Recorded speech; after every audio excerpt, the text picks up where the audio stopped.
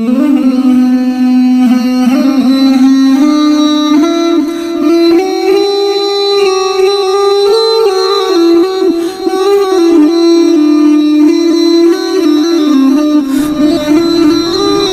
جواب باندې زده کیږي سړی تپوسو کی او بل کس د هغې جواب وکړي نو په دې باندې دین زده کیږي خو یاد ساتئ چې تپوس هماغه تپوس کوئ چې کوم د مقصد والا تپوسي بے مقصده تپوس هغه الټا پې سړی ښه ګناهګارېږي یو ځل یې چا تپوس وکړو د بجلیګر مولوي صاحب نه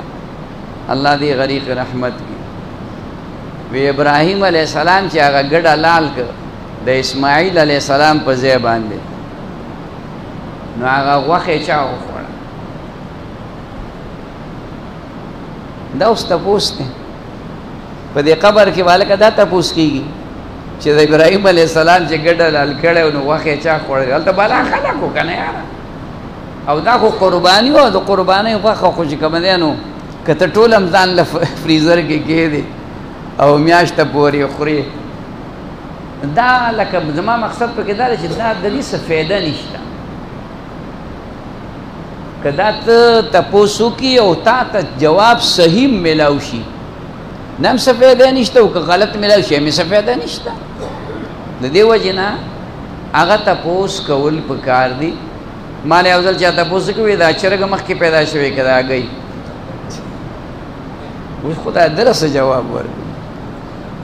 اوس چرګه مخکې پیدا شوې که هګۍ زه چرګه مخکې پیدا شوې نو ښه څه چلو شو ته څونه درون شوې وږی وې موړ شوې تږې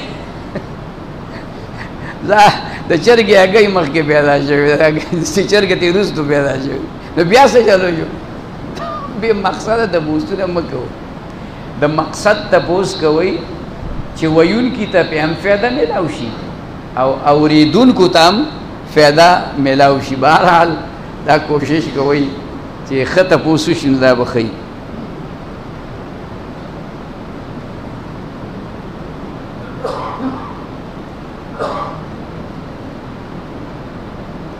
دا ملګری وایي چې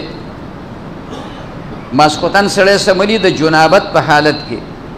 نو د اوده کېدو دعا آیت الکرسی او قل اعوذ برب الفلق یا کنه آخري صورتونه تسبیح فاطمیوي دا کولی شي که نشي کولی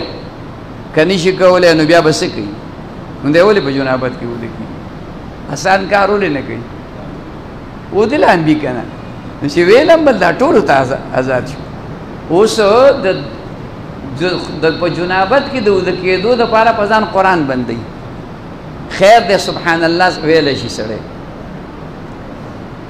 الحمدلله ویلی شي الله اکبر ویلی شي او د اوده کېدو دعا اللهم بسمک اموت واحیا ویلی شي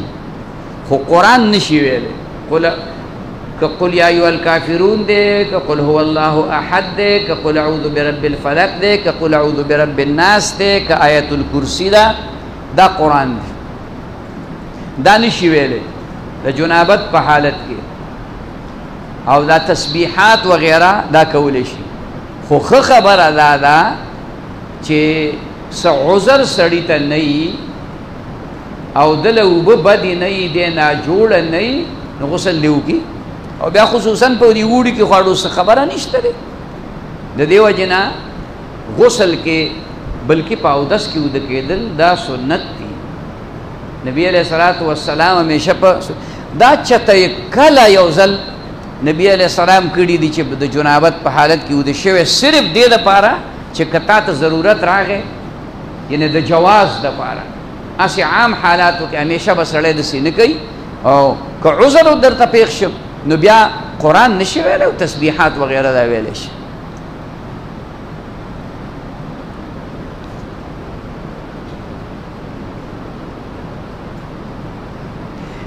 د نظر د حفاظت لپاره دا اعوذ باللہ من الشیطان الرجیم لا حول ولا قوة الا باللہ العلی العظیم دا ډیر ډیر وای کم از کم سار ما خام سلسل پیری نو د ډیرو زیاتو گناهونو نه به بچ کېږي او خاص کر د نظر حفاظت بچ کم نه په دې باندې راځي. دا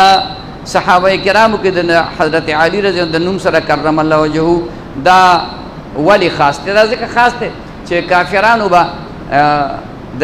حضرت علی د نوم سره خیرې کولی، سود الله وجهه، خدای دې مختور کی. نو نبی علیہ السلام صحابه ته ویل کرم الله، دا دعا وته کوي خدای د مخ عزت من کی.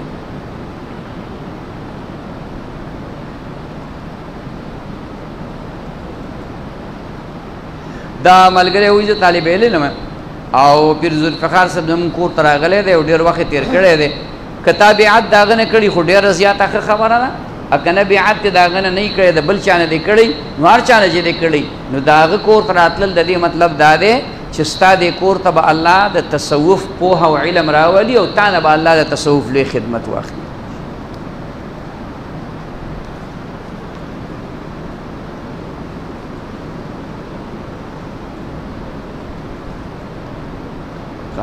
محتمل صاحب مې په خوب کې ولید، ډېر ښکلی خبره وشوله. د عام عالم خوب کې لیدل دا هم چې کوم دی د خوشحالۍ خبره ده. نو بیا یو ډېر پاک بزرگ عالم نیک سیرته فرشته صفت انسان هغه په خوب کې لیدل، دی کې اشاره دی خبر چې ستا محبت دی د علماو سره، لہذا د هغوی په نقش قدم باندې خپله زندګي وکړه. ډېر د خوشحالۍ خبره. مړی په خوب کې زخمی لیدل څنګه دي؟ اعمالو کې کمزوري ده،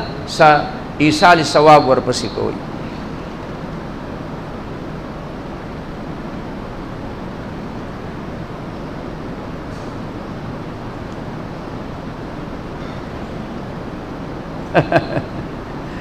دا ملګری وایي چې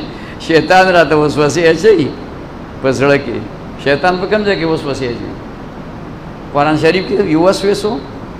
فی صدور الناس، یوسوسو په زړونو کې د شیطان کار هم دغه دی. او راته وایي چې دا حضرت صاحب بس یو کار به صحیح. نو حضرت صاحب که ما ته وایي مثال په طور باندې که نه نو خبره ده، نو زه بس یم زما به کار صحیح خبره پوه شوې چې ته بس یو خوروا به صحیح خیال کې مې راځي. بهرحال دا هر چا یو خپل دغه شیطان وسوسه ده. بس دغه وخت کې استغفار وایه، اعوذ بالله بار بار بار بار بار بار دا وایه، اعوذ بالله من الشیطان الرجیم لا حول ولا قوة. دا چې کوم دی وایه د شیطان د وسوسې نه د بچ کېدلو دپاره. نو دا د شیطان وسوسه دا ستا اختیار نه دی. نو شیطان وسوسه تر الله هغې نه د بچ کولو دا ده چې اعوذ بالله ډېر وایه، استغفار چې کوم دی ډېره وایه. بیا وایي ما ته معافي کوه، ستاسو نه معافي غواړم، تا که ما ته څه کنځل خو نه دي کړي. خبره پوه شوې؟ ته معافې ته دا الله نه په دې باندې نیولی، ځکه چې دا تا جرم نه دی کړی، دا خو د شیطان وسوسه زړه ته راغلې ده. د شیطان څه اوس که تا په دې وسوسه عمل وکړو، ما ته دې وایي چې خدای دې بیخ د دې مولا وباسي، دا خو ځان له هسې کار.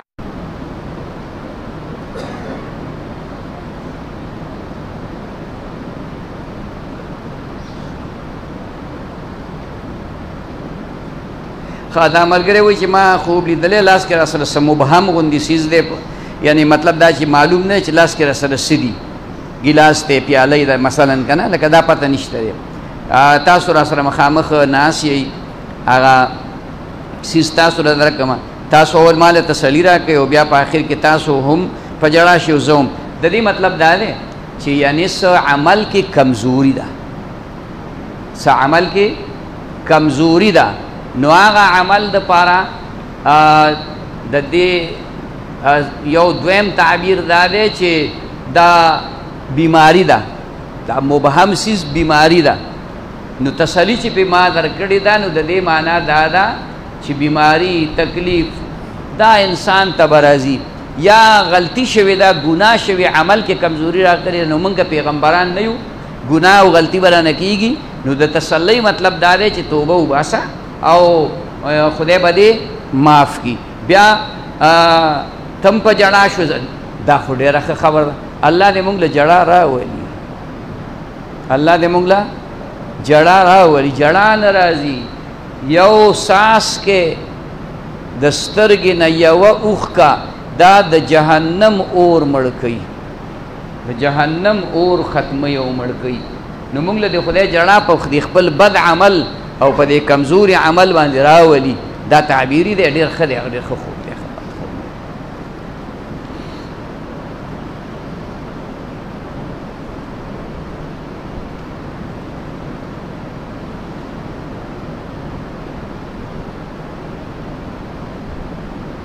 دا کسټم چور ګاډي دی باندې د غلا، دا خو زمونږ عامه اصطلاح کې ورته موږ د غلا ګاډي وایو. حکومت ورله اجازت ورکړه یو خاصه ایریا، خاصه علاقه، لکه د دې کسټم نه بره شي نو سوات او دیره او باجوړ په دې کې دغه ګاډي چلیږي، نو حکومت شته، نو د غلا ګاډي ورته خلک مونږ سي عامه اصطلاح کې د غلا مطلب دا چې د پاکستان کوم ظالمانه ټیکس دی نو هغه پې نشته دی، نو په دې وجه ورته مونږ د غلا ګاډي وایو. نو دې ته دا خو هغې په خپلو پیسو باندې اخیستي، د غلا نه دي. غلا دې ته ویلی کېږي چې یو محفوظ مال دی، چا په کوټه کې جرنده کړی، په صندوق کې جرنده کړی، ښودلی دی، یو سړی لاړ شي په پټه باندې هغه مال راوالي او ځان له استعمالوي، نو دغې ته چې کوم دی نو غلا ویلی کېږي، دغې ته سریقه ویلی کېږي په عربۍ کې. او په دغې به د غلا په دې باندې د غلا اطلاق نه کېږي، او مونږ ته د غلا په دې وایو چې مطلب دی چې کسټم پې نه دی شوی.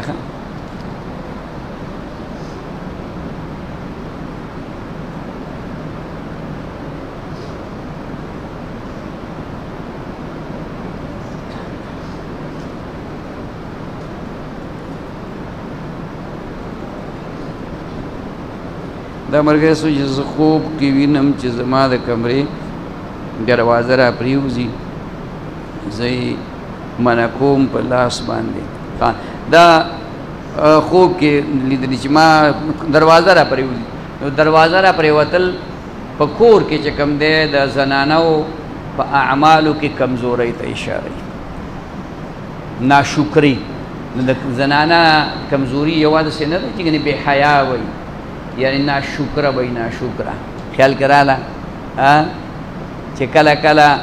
لږه سخته په کور کې راشي نو بیا وایي خدای دې په دې کور د شین اسمان تندر راوغورځوي. نو ته به کوم ځای کې چې د شین اسمان تندر پرې راوغورځېږي نو ته به په دې کور کې نه، دا ناشکري ده. دا دې کې اشاره ده د کور والا ناشکرۍ ته. وی شکر ادا کوئ هر حالت باندې، غریبیم وي، مالداریم وي، سپوره وي، توره وي، څنګه وي، د ټوله دنیا یو شانتې نشي کېدی. دا تقسیم خدای پاک نحنو قسمنا بینهم معیشتهم، الله وایي دا غریبي مالداري دا درله ما تقسیم کړې ستاسو په خپل منځ کې، نو که څه کمزورتاګانې وي نو هغه دې ځان نه لرې کړي.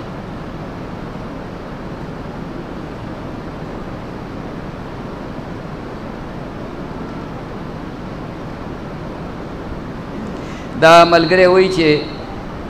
خوب کې مې دې غوال وشمه خو یو تینه په یو د بل نه وینه راځي. د دې مطلب دا دی چې خدای پاک به علم درکړي خو سره د تکالیف به ورسره وي، برداشتګۍ به. خیال کې راغله تکالیف او د علم په لار کې او د دین په لار کې تکالیف چې کوم دی انسان باندې د هر دین د هر لار کې هر یو لار کې علم کې خو خصوصا ده، خو د علم چې څومره دین چې څونه شعبي دي په دې لار کې هم څه نه څه تکلیف انسان ته میلاویږي. نو دغه ته پکې اشاره ده. الله نه عافیت غواړه، الله به نصیب کړي انشاءالله. خدا وي چې د نوي کاروبار الله پاک دې په کاروبار کې خیر برکت نازل. نو دا مقاصد د دې داوی چې اجتماع خو مخکې ما خبره وکړله چې انشاءالله اجتماع به د راتلونکي زیارت په ورځ د مازدیګر د مانځه نه د ماسخوتن د جمعې د شپې د ماسخوتن پورې وي. مازدیګر نه پس هم اعمالي او ذکر وي، ختم وي، دوه درې ختمونه، او دارنګ بیا ماښام نه بعد بیانی مختصر نیمه ګنټه خواوشه، او بیا کداغه کې سو وخت خو نور اعمال پکې وشي مراقبه پکې وکړو یا چې کوم دی ذکر بالجهر پکې وکړو ماسختن نه بعد فی الحال شپې لنډې دي نو لږ غوندې وخت موږ اخلو سوره ملک او بیا دوه درې خبرې ځکه چې شپې لنډې دي نو دې کې اکثریت ملګري داسې وي چې هغه بیا خپلو کورونو ته ځي لږ پاتې کېږي او ډېر ملګري هغه خپلو کورونو ته ځي په دې لحاظ باندې دغه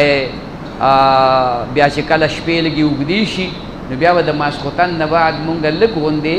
عمل کې هغې کې به لږه اضافه راولو دا مراقبه وغیره د وخت به ډېرو او د ذکر هغه بالجهر د هغې چې کوم دی د هغې وخت به مو سره ډېرو مطلب 7 منټه 20 منټه به زیات اخلو بیا هم خلک چې څوک ځي په اسانه رسېدی شي الله دې مونږ ته عمل نصیب کړو ربنا آتنا فی الدنیا حسنة وفی الآخرة حسنة وقنا عذاب النار الہ العالمین څومره ملګري دلته راغلي هر قدم یې په تله نیکۍ کې واچې په هر قدم یې ګناه معاف کې درجات عالیه نصیب کې الہ العالمین د چا کورونه آباد نه کورونه آباد کې خدای د چا کورونه آبادي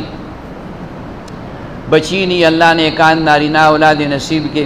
اللہ د چا بچی وی نیکان صالحان ورتلوئی کے الہ العالمین د دې مرګرو څومره حاجات او ضروریات کی خدای ته د خپل غیب او خزانو نه پوره کې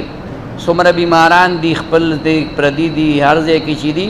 خدای د ټولو شفا کامله عاجله نصیب کې الہ العالمین زمونږ دا ناستا د یو بل سره دا محبت د خپل رضا سبب وګرځي د دنیا د آخر خوشحالۍ د دې مرګرو زموږ د ټولو نصیب کې الہ العالمین مونږ د دې جمعات کې خالص د خپل رضا دپاره او د دین د خبرو دپاره را جمع کړیو خدا دا را جمع کېدل زموږ دپاره د دواړو جهانو د نجات ذریعه وګرځي او دغه رنګې مونږ د عرش معلا د سوري لاندې را جمع کړي د قیامت په ورځ الله د لواء الحمد د نبی علیہ السلام د جنډې لاندې مپاسه الله جنت الفردوس کې مراجمه کې الله د دنیا د آخر خوشحالی هم نصیب کې او د دنیا د آخر د مصائب و تکالیف نه په امان کې وصلی الله تعالی علی خیر خلقه محمد وعلى آله واصحابه